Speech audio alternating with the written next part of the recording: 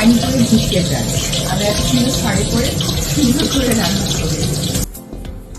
আমার মতো আবার এত সুন্দর শাড়ি পরে আপনারা কিন্তু রান্না করতে আসবেন না, তো শাড়িটা নষ্ট হয়ে যাবে। এইবার ছেলের জন্মদিন উপলক্ষে নিজ হাতে রান্না করলেন অপু বিশ্বাস। আব্রাহাম খান জয় তার মা অপু বিশ্বাসের কাছে বিরিয়ানি খাওয়ার আবদার করায় ছেলে জয়ের জন্য রান্না করলেন তিনি।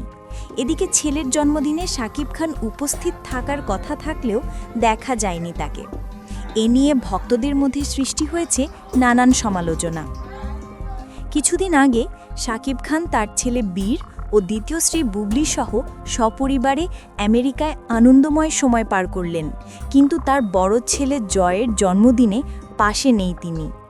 যদিও আগেই শাকিব খান তার ছেলের জন্মদিনে সবাইকে অবাক করে বড় একটি গাড়ি উপহার দেয়, কিন্তু বাবা হিসেবে ছেলের পাশে থাকা উচিত ছিল তার।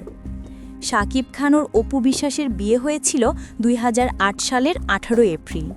বিয়ের এই বিষয়টি তারা প্রায় 8 বছর গোপন রেখেছিলেন এবং 2017 সালের 10 এপ্রিল অপু বিশ্বাস একটি টেলিভিশন অনুষ্ঠানে সন্তান আব্রাম খান জয়ের সঙ্গে হাজির হয়ে এই তথ্য প্রকাশ্যে আনেন।